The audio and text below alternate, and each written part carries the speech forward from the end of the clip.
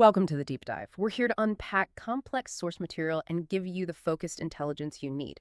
Today, we're diving into a really critical area in Web3 infrastructure. It's where AI automation meets, well, capital markets. Our focus is Cliza. It's a token launch studio, operates on the Base blockchain. Now, okay, on the surface, maybe that sounds like just another tool for making tokens, but the simplicity, the way it works, powered by an AI agent, it's actually tied into something much, much bigger, this whole concept of the emerging internet capital markets, or ICM.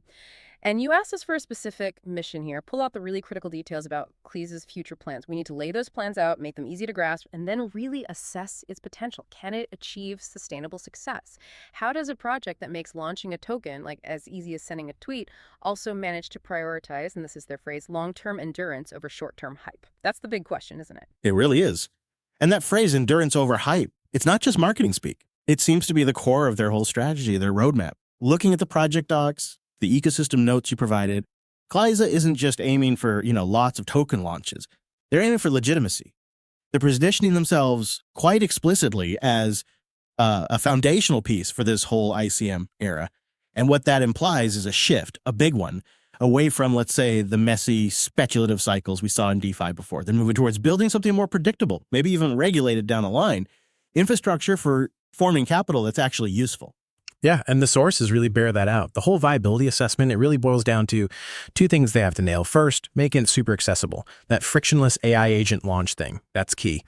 But second, and just as important, they have to enforce really strong security and sustainability mechanics. So that accessibility doesn't just, open the door to junk. Pretty much every part of their roadmap we're going to talk about, the V2 launch, their revenue model, it all seems to be trying to strike that balance. Ease of use versus, well, longevity. Okay, let's start right there then with reducing friction. The current platform is all about this AI-powered launchpad. For listeners who maybe haven't tried deploying a smart contract themselves, can you explain just how big a deal this simplification actually is? Oh, it's huge. It's really a paradigm shift. Traditionally, launching an ERC20 token, even a basic one, it required some serious technical know-how. You needed to write smart contracts or at least audit them carefully. You had to handle gas fees, set up liquidity pools manually on something like Uniswap, and make sure all the parameters were exactly right. It was very much a developer's game. It was expensive, time-consuming, and honestly, pretty easy to mess up. Cliza just cuts through all that complexity. They use what they call an agentic AI. The core way a creator interacts with it is boiled down to just one interaction on social media. Right. Like, literally. We're talking about going on X, tagging their handle @Cliza, and just typing a command in plain English. Something like, hey, Cliza, launch a coin for me called 2coin in Squash.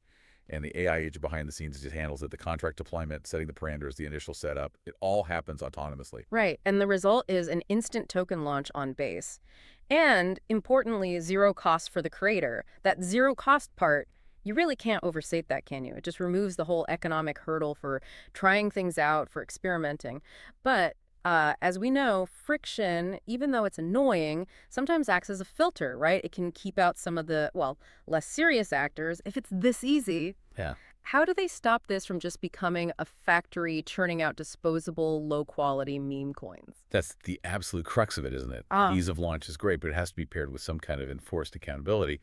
And the sources, they really stress this, preventing the two biggest nightmares in DeFi, rug pulls, and malicious bot activity that's automated right into the platform's core architecture. This focus is what potentially elevates them from just being a neat tool to being actual infrastructure. Okay, let's break down those security measures. Start with the big one, the absolute basic requirement for trust in this space, stopping the rug pull. Yeah, the main weapon against that is the automatic liquidity pool locking, or LP locking. So when the token launches via Cliza, a liquidity pool gets created automatically. They use Uniswap v3 specifically. But the crucial part is that liquidity is permanently locked. Permanently? Permanently. See, a rug pull happens when the team, or maybe an attacker, just yanks all the valuable assets out of that pool. Suddenly the token is untradeable, worthless. By locking that initial liquidity forever, Cliza basically ensures the creators can't just run off with the funds. It embeds a baseline level of trust right from the start. Okay, permanent locking sounds bulletproof for security, definitely builds trust, but it also sounds, well, inflexible. Doesn't that stop a legitimate project from, say, upgrading its liquidity pool later or making other changes needed for growth? That seems like it could conflict with their other goal of long-term endurance. How do they square that? That's a really sharp point. And yeah, there's a trade-off there, no doubt about it. You are sacrificing maximum flexibility down the road for maximum trust right now. But I think their calculus, especially for a platform aiming to be foundational ICM infrastructure, is that trust is the absolute #1 priority at launch. The idea seems to be, and the sources hint at this, that the focus needs to shift. You need to design your tokenomics really well before you launch, rather than planning to fix the LP structure later. It basically forces creators to commit upfront to their token's financial design. It's a harder commitment. And another technical detail they mentioned is the fee tier. They use the Uniswap V3 1% fee tier specifically. Okay, why is that significant? Well, most standard crypto pairs, like stablecoins or major assets, they usually use lower fee tiers, like 0.05% or 0.3%. The 1% tier is typically for more volatile, maybe newer, or more exotic assets. So by defaulting to 1%, Cliza is kind of acknowledging reality. These newly launched tokens, they're probably going to be high-risk, high-volatility assets at first. The higher fee helps compensate the people providing liquidity for the extra risk they're taking, the risk of impermanent loss. It's a pragmatic choice, using serious V3 infrastructure, but catering to the specific nature of brand new tokens. Okay, so that helps secure things from the creator side. What about protecting the actual users, the community trying to buy the token fairly at launch? Right. That leads to the second big security feature, anti-robot sniping mechanisms. Ah, yes, the bots that ruin every fair launch. Exactly. When a new token hits a decentralized exchange, sophisticated trading bots, the snipers, they can detect it instantly and flood the first few blocks with buy orders. They front-run everyone else. What happens is, these bots grab huge chunks of the initial supply at the lowest price, normal community members get priced out, and the market is distorted from the very first second. It feels unfair. Now, the sources don't spell out exactly how Cliza's anti-sniping works. That's likely proprietary, there's secret sauce. But mentioning it implies they're using techniques maybe like delaying the listing slightly, randomizing transaction confirmations, perhaps even commit reveal schemes. Things designed to make it harder for bots to get that unfair advantage. Strategically, the point is clear. You need a fair launch if you want to build a real community. People need to feel like they had a fair shot, not like they're instantly exploited by algorithms. Makes sense. A fair start is crucial for that endurance goal. Okay, let's talk sustainability. How does Cliza actually keep the lights on, pay for this AI, the development, while sticking to that endurance promise? The revenue sharing model seems pretty central here. It really is. And honestly, it's probably the most aggressive co-creator model I've seen in this space. It feels entirely designed to back up that endurance talk. They charge that 1% fee on swaps within the token's Uniswap V3 pool. We mentioned that. But here's the kicker. How that fee gets distributed. 80%, 80, goes directly back to the token creators. 80%. Wow. Most platforms take way more, don't they? Way more, often 50% or even higher. By giving 80% back, Cliza is sending a very strong signal. They're basically saying, our success as a platform is secondary to your long-term success as a project creator. It means if a project launched on Cliza actually takes off and gets trading volume, the creators have a built-in sustainable revenue stream that encourages them, hopefully, to reinvest in their project, build more utility, which ultimately makes the whole platform look better. The incentives are radically aligned. Okay, but 80% to creators leaves only 20% for Cliza itself. Can a platform aiming to be core ICM infrastructure realistically survive and grow on just 20% of a 1% fee? That seems incredibly thin. It definitely looks like a risk, doesn't it? A razor-thin margin. Their strategy seems to be a big bet on achieving massive scale, both in the number of launches and the quality and longevity of those launches. The idea must be that by making it so easy and secure, they'll attract such a huge volume of projects, including successful ones with lots of trading, that 20% of that massive total will be enough. It's a volume play. And that remaining 20% isn't just for salaries. It gets split.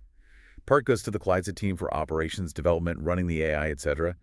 The other part goes into a dedicated buyback and burn program for Cliza's own platform token. Ah, the buyback and burn. Classic tokenomics. Right. It creates constant buying pressure and reduces the overall supply of their token over time. Theoretically, that should support its price and make it more stable in the long run. So yeah, they're essentially trading potentially high profit margins per project for trying to achieve market dominance and overall ecosystem health. It's ambitious. Okay, so we've got this foundation. Super easy launch, built-in security, really strong creator incentives. Seems robust. Now let's look ahead. The roadmap. It sounds more like evolution than a complete overhaul, right? What are the key things defining their next steps? Well, the sources give us one solid date to anchor on the V2 launch. They've actually announced it for September 2025. So that gives us a clear time frame for the next big iteration. That date is huge. It's like a massive checkpoint for their whole narrative. If they hit it and V2 delivers, it validates their long-term planning. If they miss it, or V2 feels like a minor update, yeah, that could really undermine their credibility. But there's a specific detail alongside that date that's maybe even more telling, technically speaking. They plan to keep the same coin contract address. Okay, why is keeping the same address so important? For anyone who's been through messy token migrations, keeping the same contract is a godsend. It signals they're performing an upgrade to the existing platform, not forcing everyone to ditch the old token and move to a brand new one. It shows confidence in their original code. It suggests they build V1 with upgrades in mind, not just as a quick proof of concept. That kind of stability and continuity is exactly what you'd want from something calling itself ICM infrastructure. It avoids fragmenting the community and liquidity. Right, so V2 builds on the trusted foundation. What's actually in V2, though? The sources are a bit vague, just promising groundbreaking features to be announced soon. What can we reasonably expect based on their strategy? Yeah, groundbreaking could mean anything, couldn't it? But if we connect it back to their stated focus, strategic tokenomics, endurance, utility, then V2 has to address the current limitations of just launching a basic token. V1 makes it easy to launch. V2 needs to make it easy to launch well and manage effectively after launch. So I'd speculate V2 will introduce more robust tools, things V1 lacks, maybe customizable governance frameworks for the projects launched, integrated treasury management tools, maybe ways to easily plug these new tokens into other DeFi protocols or apps on Base. The groundbreaking features likely mean a suite of advanced tools that help turn a simple ERC20 token into the core of a functional, sustainable little ecosystem, moving beyond just the launch itself. And that focus on making things functional, sustainable, that leads us right back to their core philosophy: endurance over hype. It's not just a tagline, is it? It seems like the driving force behind this V2 plan and beyond.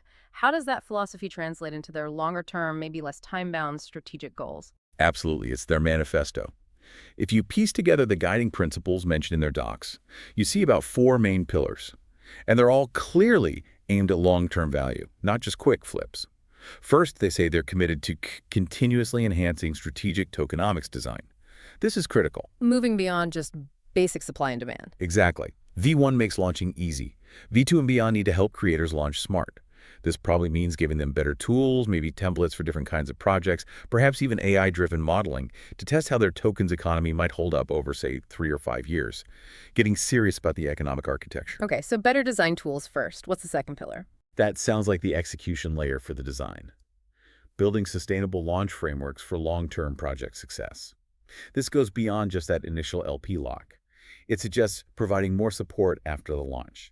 Things like automated vesting schedules for team tokens, making distributions transparent, maybe even integrating tools for KYC or AML for projects that want to aim for higher compliance, fitting into that regulated ICM vision. This is where they really become infrastructure. Right, making the ongoing management easier and more robust. What's next? The third one is maybe the most important for actual impact. Partnering with innovative teams to create meaningful token ecosystems that deliver genuine utility. This sounds like the real test of the endurance claim. It is. Cliza can build the perfect launchpad, but if everyone just uses it to launch the next dog-themed coin, the whole philosophy falls apart. So they need to actively find, attract, and maybe even curate serious projects. Developers building actual applications, services, things that solve real problems, where the token is a necessary part of that solution, not just a speculative add-on. This requires active business development, not just passive infrastructure. Makes sense. They need quality projects using the platform. And the last principle. The fourth is their big picture commitment, supporting the ICM infrastructure development on Base. This frames them not just as a company trying to make money, but as almost a public good for the Base blockchain itself. That's smart positioning, isn't it? Very smart. By tying their fate so closely to Base, they ride Base's momentum. They're essentially saying, we're helping build the quality foundation for capital formation on this chain. That kind of alignment likely gets them better support, more visibility from Base developers, and maybe even preferential treatment within Coinbase's larger strategic plans for the ICM. It's a symbiotic relationship. Hashtag 2.3 developer and community focus. Okay, these goals are ambitious. Enhancing tokenomics design, building sustainable frameworks, curating high-quality partnerships. That sounds like it needs a lot of development work, a lot of resources. How are they planning to actually build all this out? Yeah, they can't realistically build everything themselves. The sources suggest they're leaning heavily on a developer and community focus for growth. Decentralized development, basically. They seem to be signaling they won't build every V2 feature internally. Instead, they're emphasizing community involvement. This could mean things like open sourcing parts of their code, offering grants or bounties for specific features, maybe even moving towards some kind of DAO structure for governance down the line. So tapping into the collective brain power of the base ecosystem. Exactly. It has its advantages, potentially faster, more diverse development, a real sense of community ownership, but it also has challenges maintaining quality control, coordinating all those efforts, ensuring a cohesive product vision. It explains why they're so active on platforms like X through their Cliza Systems handle. It's not just marketing, it's about engaging developers, getting feedback, sourcing talent and ideas from the wider base community.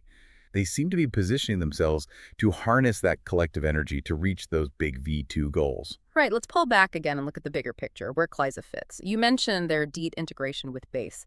Can you expand on why this connection to the internet capital markets idea is so vital for them? Sure. To really get Cliza, you have to understand Base's overarching strategy. Base isn't just another Layer 2 network. Backed by Coinbase, its ambition is to be the on-chain venue for the internet capital markets.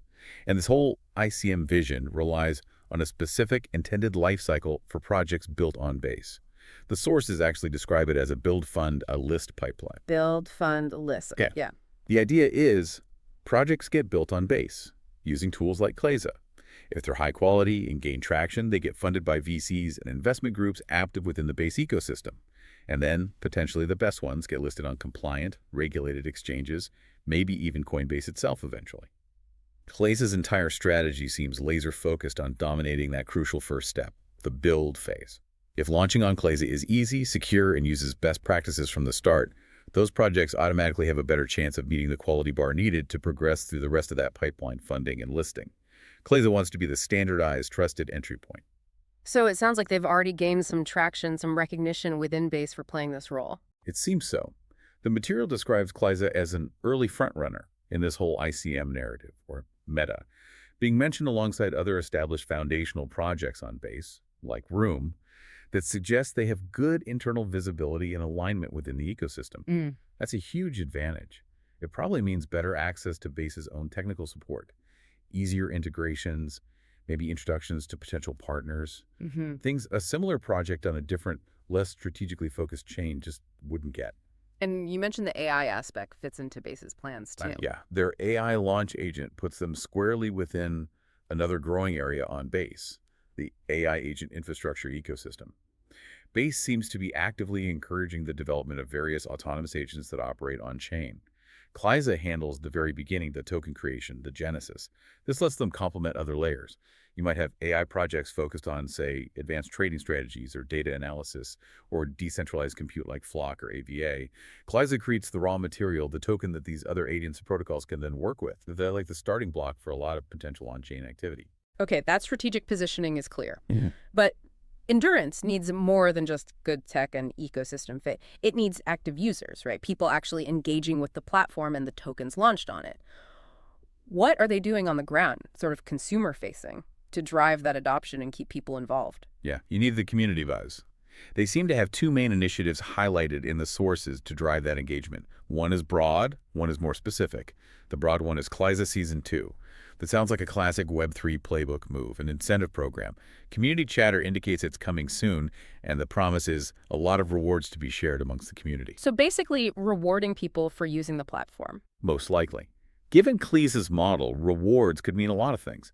Maybe boosted yields for providing liquidity, airdrops related to platform usage, perhaps distributing some of that 20% platform revenue share back to active users or token holders. Whatever the specifics, Season 2 looks like a planned injection of incentives, designed to really ramp up user activity and keep people engaged, especially in this period leading up to the big V2 launch. Keep the momentum going. Okay, so Season 2 is the broad incentive push. What's the more specific initiative? That's something called NFT Wars. This sounds less like a passive reward program and more like an active competitive experience. It seems designed to create an actual use case and community structure beyond just trading tokens. NFT Wars. Like a game. Sort of, yeah. The description says users can mint unique art NFTs and then use them to grow crews, like forming teams or guilds. These crews then compete against each other, presumably in some kind of on-chain activity or game, for prize pools. This immediately gives people something tangible to do with their involvement, a reason to organize and participate actively. Interesting. How do the prizes work? Does that tie back into their incentive model? It seems to. Yeah. The prize distribution mechanism is quite specific and, again, seems designed to encourage leadership and organization. Apparently, 50% of the prize pool goes directly to the leader of the winning crew. 50%, just to the leader. Yeah, it's aggressive. The remaining 50% is then distributed among the other crew members based on how much they contributed or hold, proportional to holdings as mentioned. That huge cut for the leader creates a really powerful incentive for people to step up, organize a crew, recruit members, manage strategy, basically do the hard work of building and running an effective community group. It rewards operational skill, not just passive holding, which again ties back to that endurance theme, building active, sustainable communities around the platform through gamified utility. Okay, we've covered a lot of ground. The AI launch, the automatic security locks, that very creator-friendly revenue split, the crucial V2 launch planned for September 2025, and how they're trying to fit into this bigger base ICM vision. Let's bring it all together now and really tackle the core question you asked us to focus on. Based on these plans, what is Cliza's actual potential for sustainable success? Let's start with the positives. What are the biggest strengths supporting their roadmap? I think their core design gives them a really strong starting position, mainly because it directly tackles some of the biggest historical headaches in Web3. First off, the barrier reduction is just massive. Zero cost, single tweet to launch. It radically lowers the bar for creators. If you want to be the platform for the ICM, you need volume. You need to attract the widest possible range of builders, from hobbyists to serious startups. Cliza's approach does that incredibly well. It maximizes the inflow of potential projects. Right, accessibility first, then there's the trust factor. It's exactly. Second strength, trust and security. That automatic permanent AP lock and the anti-sniping stuff, it positions Cliza as fundamentally safer. As crypto tries to mature and attract more serious capital, you just cannot have the constant fear of rug pulls. Cliza automates that layer of trust. It makes security the default, not an optional extra. That's huge for credibility. Third, the incentive alignment is really compelling, giving 80% of the fees back to creators. That strongly encourages them to think long-term, to build real value, because they capture most of the upside if their project succeeds. It makes Cliza feel more like supportive infrastructure than an extractive platform trying to maximize its own take. That should foster loyalty and hopefully attract higher quality projects over time. And the fourth. And fourth, that ecosystem fit with Base. Being so tightly aligned with the build, fund, iList pipeline and the whole ICM narrative is critical. It gives them access, visibility, and strategic support from Base and potentially Coinbase. That's an economic and political tailwind that most standalone launchpads on other chains simply don't have. It validates their approach. Okay, those are definitely strong points, a very compelling foundation. But we have to look at the other side too. Ambition is one thing, execution is another. Where are the biggest risks or challenges that could derail this whole plan? Where does success really hinge? Well, the most obvious point of failure, or at least major setback, is the V2 execution. Everything seems to ride on that September 2025 launch. It's not just about hitting the date. V2 needs to deliver those groundbreaking features we talked about. It needs to smoothly integrate the more advanced tokenomics and management tools. If V2 is delayed significantly, or if it launches and feels underwhelming, the market might decide Cliza couldn't make the leap from a simple V1 launch tool to serious V2 infrastructure. That would be a major blow to their endurance narrative. And beyond their own execution, there's the quality of what actually gets launched on Cliza, right? Absolutely. That's the next big hurdle. The definition of meaningful utility. Cliza commits to partnering with innovative teams, which means they're taking on a kind of quality control or curation role. Their success ultimately depends on whether the projects using Cliza actually build things people want or need. If it's just a stream of short-lived hype projects, even with locked LPs, then the endurance story fails. They need to attract and showcase projects with real staying power, real applications. That's a high bar. And they aren't alone in this space, are they? Not at all. Competition in the ICM is only going to increase. They're called an early frontrunner, which is great, but that implies others are coming. They need to stay ahead of direct competitors, Room was mentioned, but also keep pace with the underlying tech. What if another project develops more advanced AI agent? Or Base's own priorities shift? What if Flock or AVA or some other infrastructure layer evolves in a way that makes Cliza less central?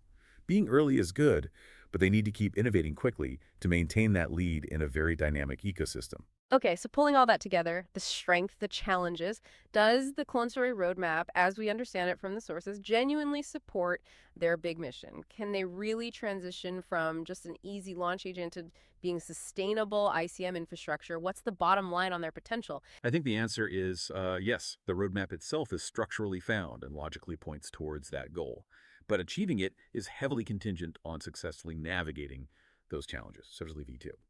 Cliza has, quite deliberately it seems, designed a system that tries to make the good path, the secure, sustainable, creator-focused path, also the easiest path to take. That's smart design. They pull people in with extreme ease of use. They build baseline trust with automated security. And they encourage long-term thinking with those creator incentives. The current plans, the V2 strategy, the ecosystem alignment, these all look like intentional steps towards building something lasting rather than just riding a wave of hype. So the potential for success is definitely high if they execute.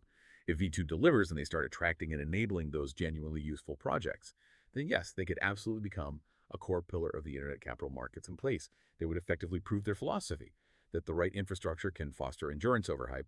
They build a very slick launch pad. Now they have to prove the ships launched from it can actually go the distance. That's the next chapter. That's a really clear synthesis. It sounds like Lisa has made a significant bet. Combine AI simplicity with robust security and deep base ecosystem integration, aiming to become the default starting point for Web3 capital formation. And it all pivots around that crucial V2 delivery in September 2025. So, if we take Cliza at their word, that the key to their endurance truly lies in community engagement and genuine utility. Here's the final thought, the question maybe for you to ponder. Which specific element of their future plans will ultimately be the most critical? Will it be the sheer frictionless power of that AI launch agent continuing to draw people in? Will it be the community building drive from things like Season 2 rewards and the competitive NFT wars? Or will it hinge entirely on the success of those strategic partnerships and delivering projects with real, undeniable, long-lasting utility? Which piece is the linchpin for Cliza's survival in this rapidly evolving ICM landscape? Thanks for joining us for the deep dive. We'll be back soon to unpack more insights from your source material.